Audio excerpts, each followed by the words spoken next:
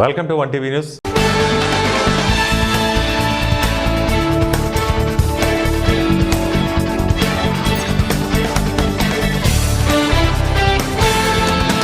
అనంతపురం జిల్లా కళ్యాణదుర్గం మండలంలోని దొరకట్టలో CC road కాలువ పనులకు శాసనసభ్యులు అమిలినేని సురేంద్రబాబు ఆదేశాలతో భూమి పూజ నిర్వహించారు. ఈ కార్యక్రమంలో రాష్ట్ర Valmiki federation director YP Ramesh, Kalyanadurgam municipal chairman Shrimati Talari Gautami Rajasekhar, Kalyanadurgam market yard chairman Lakshmidevi Ramesh, municipal commissioner Vamsi Bhargav తదితర నాయకులు, గ్రామస్తులు, అధికారులు పాల్గొన్నారు. ఈ కార్యక్రమంలో పూజా కార్యక్రమాలు నిర్వహించి అనంతరం జేసీబీతో పనులు ప్రారంభించారు. అనంతరం మున్సిపల్ చైర్మన్ తలారి గౌతమి సోమశేఖర్ మాట్లాడుతూ కళ్యాణదుర్గం మున్సిపల్ అభివృద్ధి బాటలో నడుస్తున్న ఎమ్మెల్యే ఆదేశాల మేరకు దొడగటలోని సీసీ రోడ్డు కాలువ పనులు ప్రారంభించామని, అలాగే కళ్యాణదుర్గం పట్టణంలోని చౌడమ్మ గుడి దగ్గర కూడా భూమి పూజ కార్యక్రమాలు నిర్వహించామని తెలిపారు.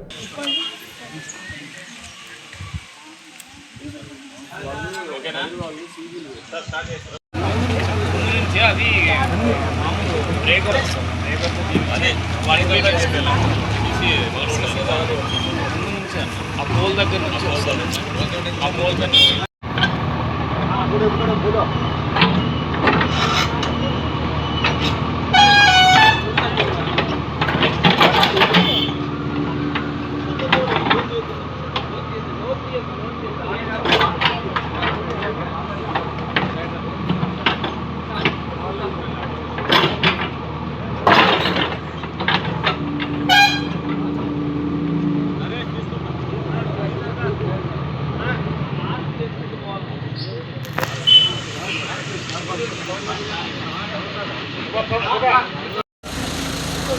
అన్నా కొంచెం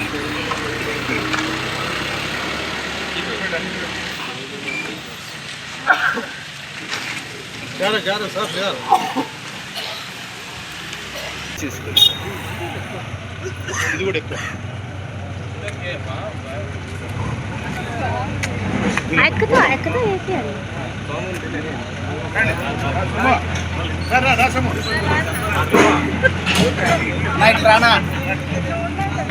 చైతి కాదు రమేష్ అన్న ఇప్పుడు ఒక మాట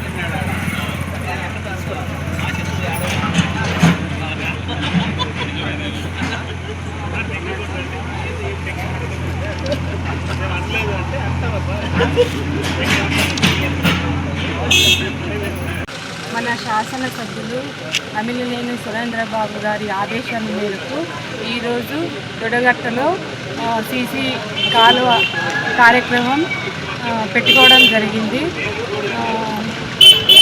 భూమి పూజ పెట్టుకోవడం జరిగింది.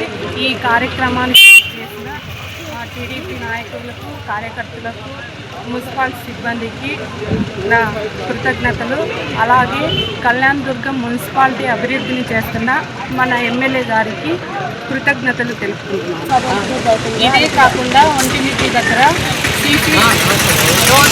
బద్వేలు పట్టణంలోని నెల్లూరు హైవే రోడ్డులోని అంబేద్కర్ పాత విగ్రహం వద్ద నూతన విగ్రహ ఆవిష్కరణకు RDO Chandramohan, municipal commissioner Vakamallu Venkata Narasimha Reddy, tahsildar Udayabhaskar Raju, urban CA Lingappa, rural CA Krishnayya, RTC DM నిరంజన్తో పాటు పలువురు అధికారుల చేతుల మీదుగా భూమి పూజ కార్యక్రమాన్ని నిర్వహించారు. భూమి పూజ కార్యక్రమానికి ముఖ్య అతిథులుగా విచ్చేసిన పలువురు అధికారులకు విగ్రహ కమిటీ సభ్యులు సాధారణంగా ఆహ్వానం పలికి శాలువాతో సత్కరించారు. ఈ కార్యక్రమంలో మాజీ మున్సిపల్ చైర్మన్ డాక్టర్ మునయ్య, ఆర్యవైశ్య వర్తక సంఘం అధ్యక్షులు Kondapalli Chinna Subbarao, RTC employees KV Ramana, మాజీ అధ్యక్షులు కేవీ సుబ్బారావు, మదన విజయ్ కుమార్, ముడియం చిన్ని నాగేంద్ర, ముండ్లపాటి పిచ్చయ్య తదితరులు పాల్గొన్నారు. దాతలున్నారు, వాళ్ళలో నేను ఒక గౌరవ అధ్యక్షుని ఈ అంబేద్కర్ విగ్రహ ప్రతిష్టకు. కాబట్టి ప్రజలందరూ ఐకమత్యంతో మనలో విభేదాలు లేకుండా పాల్గొనాలని మా ఐరవయసులకు ఇతర దళితులందరూ ఐక్యతతో ఈ విగ్రహ కార్యక్రమాన్ని మేము పూర్తి చేస్తామనేది నమ్మకం మాకుంది. ఎవరిని విస్మరించడం మాకు ఇష్టం లేదు. ఒకవేళ ఎవరైనా విస్మరించి పక్కకి వెళితే అంబేద్కర్ గారి ఆత్మ ఘోషిస్తుందని నేను ప్రకటిస్తున్నాను. ప్రతి మిత్రుడు, దళితుడు, ఎస్సీ, ఎస్టీ, బీసీ, మైనారిటీలు, ఓసీలు అందరికీ కావలసిన మహనీయుడు అంబేద్కర్ గారు. కాబట్టి ప్రతి ఒక్కరూ దాదాపు 2003 సంవత్సరంలో ఇది స్థాపించడం జరిగింది. సో ఈ విగ్రహము అంటే మోడల్గా లేదు, విగ్రహాన్ని రీప్లేస్ చేయాలని విగ్రహాన్ని మార్చి పెద్ద అంటే 13 అడుగుల విగ్రహాన్ని పెట్టాలనేది ఈ యొక్క ప్రజా సంఘాల్లో కొంతమంది కమిటీ ఏర్పడి ఈ యొక్క ప్రపోజల్ ముందుకు తీసుకురావడం జరిగింది. సో ఆల్రెడీ ఉన్నటువంటి విగ్రహాన్ని ఆ ప్లేస్లో ఇంకొక విగ్రహం తీసుకోవడం కోసం ఈరోజు ఇక్కడ భూమి పూజ స్టార్ట్ చేయడం జరిగింది.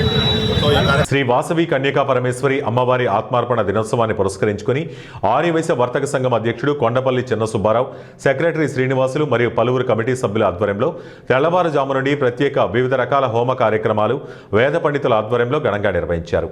అలాగే 102 మంది శాశ్వత ఉపాధ్యాయులచే వాసవి కన్యకా పరమేశ్వరి దేవి నిజరూప అలంకరణ అభిషేక కార్యక్రమాలు నిర్వహించారు. 60 సంవత్సరాలు దాటిన మహిళలకు లక్కీ డిప్ ద్వారా 11 మంది ఆర్యవైశ్య మహిళా మండలి వారిచే చాటల వాయడం కార్యక్రమాన్ని నిర్వహించారు. అనంతరం సాయంకాలం ఆర్యవైశ్యులందరికీ ప్రత్యేక కంకణధారణ కార్యక్రమం చేపట్టి అగ్నిగుండ కార్యక్రమాలు నిర్వహించారు. మద్వేల్ టీడీపీ మాజీ ఎమ్మెల్యే విజయమ్మ, టీడీపీ నియోజకవర్గ ఇన్ఛార్జ్ రితీష్ రెడ్డి తరపున వాసవి మాత అమ్మవారికి పట్టు వస్త్రాలను ఎస్కేపీ జూనియర్ కళాశాల principal Chinna Basavayya, state Arya Vysya corporation director Paritala Venkata Subbaiah, Sivaiah Swamy, market yard director Nagaraju మరియు ఇతర సభ్యుల చేతుల మీదుగా పట్టు వస్త్రాలను ఆర్యవైశ్య సంఘం అధ్యక్షుడు ముందుగా అందించారు.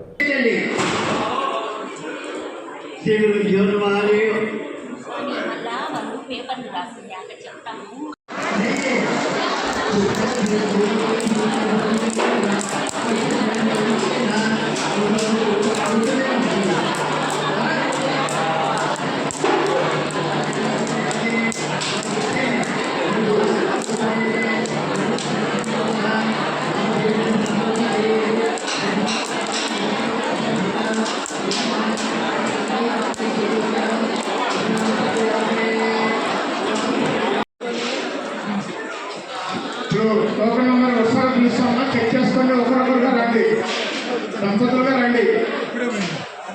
టోకెన్ నెంబర్ 1 రండి. పేరు చెప్పు. Token number 1.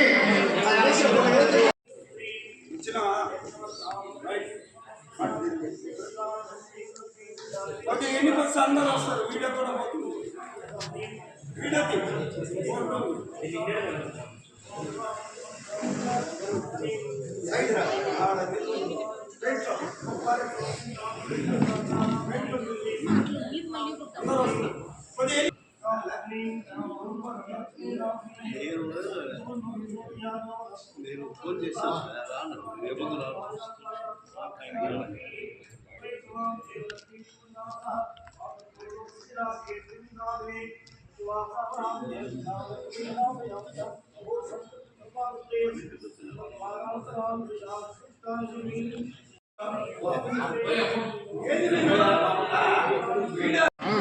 మీరే పెట్టండి.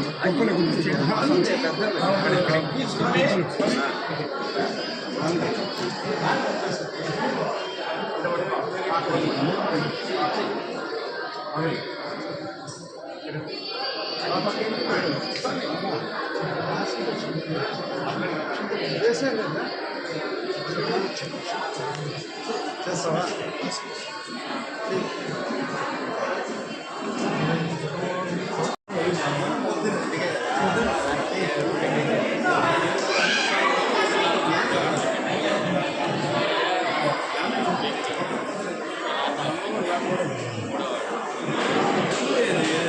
గుంటూరు జిల్లా మంగళగిరి పట్టణం మరియు గ్రామీణ పరిధిలో గంజాయి విక్రయాలు జరుగుతున్నాయన్న సమాచారంతో పోలీసులు ప్రత్యేక దాడులు నిర్వహించారు. ఈ దాడిలో గంజాయి అమ్మే గ్యాంగ్ను మంగళగిరి పోలీసులు పట్టుకున్నారు. ఈ సందర్భంగా జిల్లా ఎస్పీ వకుల్ జిందాల్ మాట్లాడుతూ మంగళగిరి పరిధిలో గంజాయి అక్రమ రవాణా విక్రయాలు జరుగుతున్నాయన్న నమ్మదగ్గ సమాచారం మేరకు పోలీసులు చర్యలు తీసుకున్నట్లు తెలిపారు. మొత్తం 15 మందిని అరెస్టు చేసినట్లు వెల్లడించారు. వారిలో 7 మంది గంజాయి విక్రయదారులు, మిగతా 8 మంది గంజాయి వినియోగదారులు ఉన్నారని తెలిపారు. అరెస్టు చేసిన వారి వద్ద నుంచి 4.2 కిలోల గంజాయిని స్వాధీనం చేసుకున్నట్లు చెప్పారు. అరెస్ట్ అయిన వారిలో విజయవాడ, దుగ్గిరాల, మంగళగిరి, కాజా ప్రాంతాలకు చెందిన వ్యక్తులు ఉన్నారని పేర్కొన్నారు. గంజాయి అమ్మడమే కాక గంజాయి వినియోగం కూడా నేరమేనని స్పష్టం చేసిన ఎస్పీ వకుల్ జిందాల్ గంజాయి కేసుల్లో సంబంధం ఉన్న ప్రతి ఒక్కరూ జైలుకు వెళ్లాల్సిందేనని హెచ్చరించారు. కేసులు ఉన్నాయి. అదేవిధంగా సిరిపోయిన హరికృష్ణ, అతని మీద ఒక గాంజా కేసు ఉంది. నల్లగోర్ల సైతేజ, అతని మీద ఒక గాంజా కేసు, ఒక అటెంప్ట్ మర్డర్ కేసు కూడా ఉంది. ఒక మైనర్ ని కూడా అరెస్ట్ చేశాము. దాంట్లో కూడా అతనికి కూడా ఒక గాంజా కేసు ఇంతకు ముందు ఉంది. సో ఇదంతా గాంజా బ్యాచ్ ని ఈ రోజు అరెస్ట్ చేసి రిమాండ్ కి పంపిస్తున్నాము. అదేవిధంగా ఇప్పటి వరకు గుంటూరు జిల్లాలో లాస్ట్ 3 months లో ఆల్మోస్ట్ 220 మందిని అరెస్ట్ చేసి రిమాండ్ కి పంపించడం జరిగింది. గాంజా ఎక్కడ దొరికినా అన్ని మేము చైన్ లాగుతున్నాము. ఎక్కడి నుంచి వచ్చింది, ఎవరు ఇచ్చారు, ఎవరు కొన్నారు, ఎవరు అమ్మినాడు, ఎవరు ట్రాన్స్పోర్ట్ చేశారు, ఎక్కడ పండించారు మొత్తం కూడా వాళ్ళని తీసుకొచ్చి మనం రిమాండ్ కి పంపిస్తున్నాము. అదే విధంగా ఎవరైతే రిపీటెడ్ అఫెండర్స్ ఉన్నారో రిపీటెడ్ అఫెండర్స్ మీద షీట్స్ ఓపెన్ చేసి వాళ్ళ మీద నిఘా ఉంచుతున్నాము. వాళ్ళకి కౌన్సిలింగ్ కి పిలుస్తున్నాము. అదే విధంగా ఇప్పటి వరకు 7 మంది మీద పీడీ యాక్ట్ పెట్టడం జరిగింది. అదే విధంగా 13 మంది మీద పిట్ అండ్ డిపిఎస్ ప్రపోజల్స్ పంపించడం జరిగింది. త్వరలోనే అది ఆర్డర్స్ వస్తే వాళ్ళకి కూడా జైలుకి పంపించడం జరుగుతుంది. ప్రతిరోజు జిల్లాలో 2 చోట్ల కోఆర్డినేట్ సెర్చ్ ఆపరేషన్స్ జరుగుతున్నాయి. ఈ రోజు కూడా కోఆర్డినేట్ సెర్చ్ ఆపరేషన్ ఒకటి వెస్ట్ సబ్ డివిజన్ లో జరిగింది, ఒకటి సౌత్ సబ్ డివిజన్ లో టిడ్కో హౌసెస్ దగ్గర జరిగింది. నిన్న కూడా 2 చోట్ల కోఆర్డినేట్ సెర్చ్ ఆపరేషన్ జరిగింది. కోఆర్డినేట్ సెర్చ్ ఆపరేషన్స్ లో ఎక్కడైతే ఈ గాంజా ఉన్నది మనకి ఇన్ఫర్మేషన్ ఉందో అక్కడ వెళ్ళి కోఆర్డినేట్ సెర్చ్ చేస్తున్నారు. అక్కడ గాంజాతో పాటు ఇంకా అదర్ ఇల్లీగల్ యాక్టివిటీస్ కూడా ఏవైతే జరుగుతున్నాయో అన్ని దాని మీద ఆరా తీస్తున్నారు. అదే విధంగా రౌడీ షీటర్స్ ను, సస్పెక్ట్ షీటర్స్ ను, గాంజా అఫెండర్స్ ని వాళ్ళని కూడా కౌన్సిలింగ్ ఇస్తున్నారు. మోందా తుఫాను నష్టపరిహారాలను రైతులకు, కౌలు రైతులకు వెంటనే అందించాలని ఆంధ్రప్రదేశ్ రైతు సంఘం జిల్లా కార్యదర్శి కె శ్రీనివాస్ డిమాండ్ చేశారు. బుధవారం ఉంగుటూరు మండలం కాయకరంలోని ప్రజా సంఘాల కార్యాలయంలో ఆంధ్రప్రదేశ్ రైతు సంఘం జిల్లా ముఖ్య నాయకులు సమావేశం ఆ సంఘం జిల్లా అధ్యక్షులు కట్టా భాస్కర్రావు అధ్యక్షతన నిర్వహించారు. ఈ సందర్భంగా శ్రీనివాస్ మాట్లాడుతూ మోందా తుఫాను వల్ల జిల్లాలో వేలాది ఎకరాల పంటలు దెబ్బతిని రైతాంగం తీవ్రంగా నష్టపోయారని చెప్పారు. నష్టపోయిన రైతులను అన్ని విధాలా ఆదుకుంటామని రాష్ట్ర ప్రభుత్వం, ప్రజాప్రతినిధులు హామీ ఇచ్చారని గుర్తు చేశారు. రబీ సాగు ప్రారంభమైన నష్టపోయిన రైతులకు ఇంతవరకు నష్టపరిహారాలు ఇవ్వలేదని, ఖరీఫ్ నష్టాలు రావడంతో రబీ సాగుకు పెట్టుబడికి అన్నదాతలు అష్టకష్టాలు పడుతున్నారని ఆవేదన వ్యక్తం చేశారు. ఇన్పుట్ సబ్సిడీ వెంటనే అందించాలని కోరారు. పంటల బీమా ప్రీమియంతో మొత్తం లేకుండా పంటల బీమా పథకం వర్తింపజేసి నష్టపరిహారం చెల్లించాలని డిమాండ్ చేశారు. వరి పంట అయితే ఎకరానికి 10 బస్తాలు పైగా దిగుబడి తగ్గిపోవడం వల్ల ఇవాళ సకాలంలో ధాన్యం కొనుగోలు సందర్భంగా ప్రభుత్వం డబ్బులు చెల్లించిన సంక్రాంతి సందర్భంగా రైతులకు ఆనందం లేకుండా పోయిన పరిస్థితి ఉంది. మరి ఇట్లాంటి పరిస్థితుల్లో కనీసం ఇన్పుట్ సబ్సిడీ అయినా రైతులకు అంది కాస్త రబీ పంట కాలానికి పెట్టుబడి పెట్టుకోవడం కోసం రైతులు ఎదురు చూస్తూ ఉన్నారు. కాబట్టి ఎప్పటికైనా రాష్ట్ర ప్రభుత్వం స్పందించాలని చెప్పేసి సందర్భంగా మేము కోరుతా ఉన్నాం. దీంతో పాటు అన్నదాత సుఖీభావ పెట్టుబడి సాయం రైతులతో పాటు కౌలు రైతులకు కూడా ఇస్తామని చెప్పారు. మరి ఇంతవరకు పెట్టుబడి సాయం కౌలు రైతులకు అందించలేదు. మరి అన్నదాత సుఖీభావ కాస్త అన్నదాత దుఃఖీభావగా మారే పరిస్థితి కనబడతా ఉంది. మరి ఇట్లాంటి పరిస్థితుల్లో అన్నదాత సుఖీభావ పెట్టుబడి సాయాన్ని కౌలు రైతులకు కూడా అందించాలని చెప్పేసి కోరుతాము. ఈ సీజన్ సంబంధించి యూరియా కొరతతో రైతులు చాలా చోట్ల ఇబ్బంది పడుతూ ఉన్నారు. యూరియా కొరత లేకుండా చర్యలు విజయవాడలో ఈ నెల 30వ తేదీన జరిగే రణబేరీ కార్యక్రమాన్ని జిల్లాలోని నిరుద్యోగులంతా పాల్గొని విజయవంతం చేయాలని అఖిల భారత యువజన సమాఖ్య రాష్ట్ర ప్రధాన కార్యదర్శి పరుచూరి రాజేంద్ర పిలుపునిచ్చారు.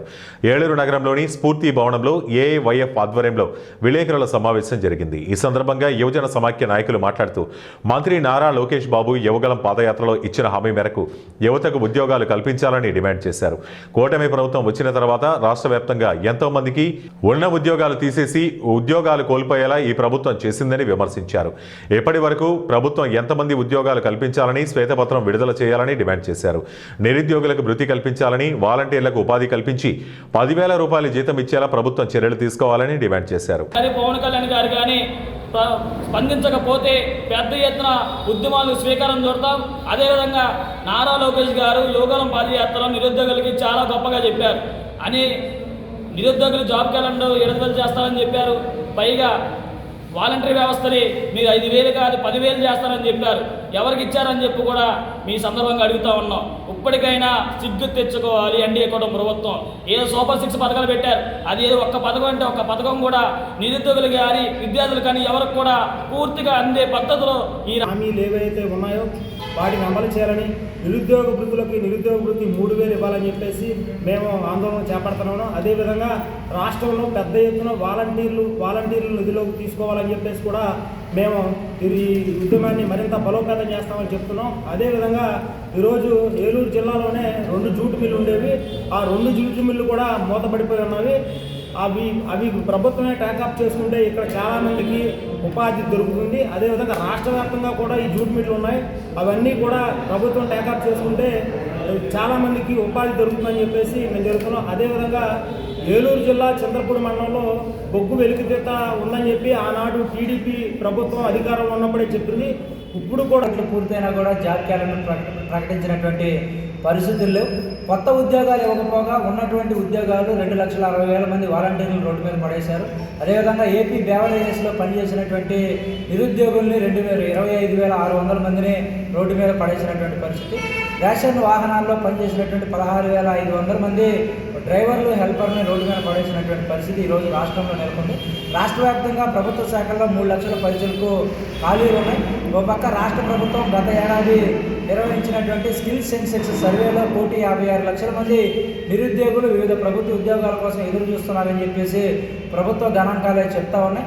రెవెన్యూ డిపార్ట్మెంట్ ఇచ్చినటువంటి నిధి పోర్టల్లో 1,90,000 పైచిలకు ఉద్యోగాలు రాష్ట్రంలో ఖాళీగా ఉన్నాయని చెప్పేసి ఒక పక్క ప్రభుత్వ లెక్కలు చెప్తున్నా కూడా ఈ రాష్ట్రంలో ఉన్నటువంటి కూటమి ప్రభుత్వం నిరుద్యోగులకు ఇచ్చినటువంటి హామీలు నిలబెట్టుకోలేదు. కూటమి ప్రభుత్వం అధికారంలోకి వచ్చిన తర్వాత కూటమి పార్టీ అన్నమయ్య జిల్లా పీలేరు పట్టణంలోని పలు సీసీ రోడ్లు, స్వర్ణగ్రామం శాఖ కార్యాలయాలు ప్రారంభించారు. పట్టణం మరియు గ్రామీణ ప్రాంతాల్లో మెరుగైన సేవలు అందించడం, గుంతలు లేని రోడ్లుగా తీర్చిదిద్దాలనేది తమ ఆశయమని పీలేరు ఎమ్మెల్యే నల్లారి కిషోర్ కుమార్ రెడ్డి పేర్కొన్నారు. ఎమ్మెల్యే కిషోర్ కుమార్ రెడ్డి పీలేరు పట్టణం చేరుకోవడంతో ప్రజాప్రతినిధులు, కూటమి శ్రేణులు, అధికారులు, అనధికారులు, అభిమాన సంఘాలు ఆయనకు ఘనస్వాగతం పలికారు. ఈ సందర్భంగా ఆయన మాట్లాడుతూ కూటమి ప్రభుత్వం ప్రజలకు మరింత వేగంగా ఆన్లైన్ సేవలు అందించడానికి గ్రామ సచివాలయం పేరును మార్పు చేస్తూ స్వర్ణగ్రామం శాఖ కార్యాలయాలుగా తీర్చిదిద్దడం జరిగిందన్నారు. స్వర్ణగ్రామం శాఖ ప్రజలకు దగ్గరగా ఉండేలా చూడటం, పారదర్శకతను పెంచడం, ప్రభుత్వ సేవలలో అవినీతిని తగ్గించడం, సాంకేతిక పరిజ్ఞానాన్ని ఉపయోగించడం, ప్రభుత్వ సేవలను ప్రజలకు మరింత దగ్గర చేసి అభివృద్ధి లక్ష్యాలను సాధించడం కోసమేనని ఈ మార్పులు గ్రామ పాలనలో కొత్త దశకు నాంది పలుకుతాయని ఆయన అన్నారు.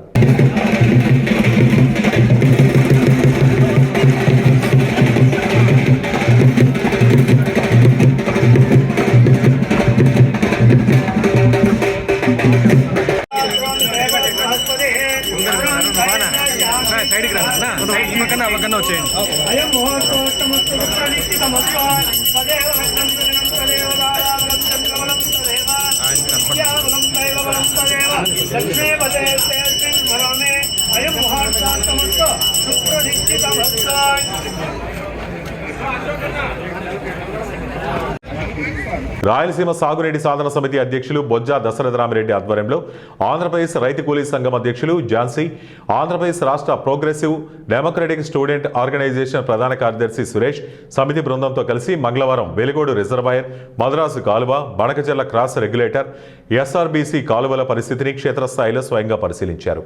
ఈ సందర్భంగా దశరథరామిరెడ్డి ఝాన్సీకి ఆయా ప్రాజెక్టులు, కాలువల గురించి, క్షేత్రస్థాయిలో రైతాంగం ఎదుర్కొంటున్న ఇబ్బందుల గురించి సంపూర్ణంగా వివరించారు. ఈ సందర్భంగా ఝాన్సీ మాట్లాడుతూ పాలకులు చేస్తున్న ప్రకటనలకు క్షేత్రస్థాయిలోని వాస్తవ పరిస్థితులకు ఏమాత్రం పొంతన లేదని, తమ పరిశీలనలో బయటపడిన దుస్థితి తీవ్ర ఆందోళన కలిగించిందని ఆమె ఆవేదన వ్యక్తం చేశారు. 40 సంవత్సరాల క్రితం ప్రారంభించిన తెలుగు గంగా ప్రాజెక్టు ద్వారా కర్నూలు, కడప జిల్లాలో సుమారు 2.75 లక్షల ఎకరాలకు సాగునీరు అందించడం, అలాగే మద్రాసు నగరానికి తాగునీరు సరఫరా చేయడమే లక్ష్యంగా పెట్టుకున్నప్పటికీ నేటికి ఈ ప్రాజెక్టు పరిస్థితి అత్యంత బాధాకరంగా ఉందన్నారు.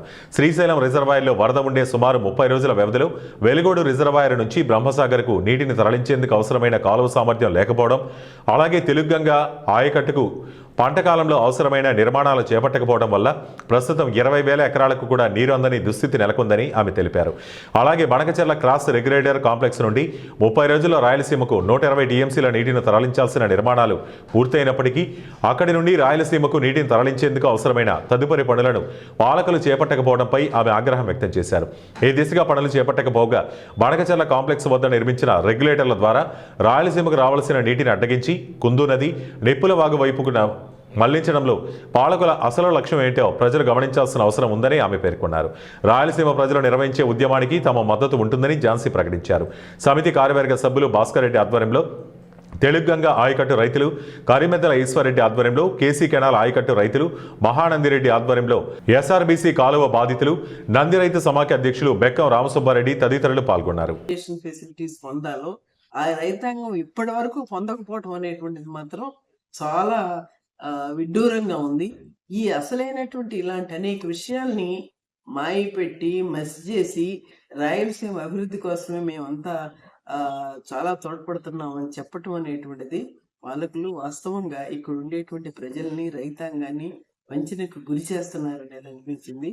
అదేవిధంగా ఈ రాయలసీమకు సంబంధించిన దాంట్లో సాగునీటి సాధనా సమితి వారు ఇంకా అనేక ప్రాజెక్టుల మీద చాలా త్వరగా ప్రత్యేకించి దశరథరామరెడ్డి గారు ప్రతి దాన్ని కూడా తరువుగా అధ్యయనం చేసి ఈ ప్రాజెక్టులు ఏ విధంగా రాయలసీమకి ఉపయోగము, రాయలసీమకు రావాల్సినటువంటి న్యాయమైనటువంటి నీటి హక్కు, సాగు హక్కు వాళ్ళకి ఎలా లభించటం లేదు, దీన్ని పాలకులు ఎట్లా అడ్డుకుంటున్నారు అనేటువంటి విషయాన్ని ఆయన చాలా లోతులకు వెళ్ళి పరిశోధన చేస్తున్నారు.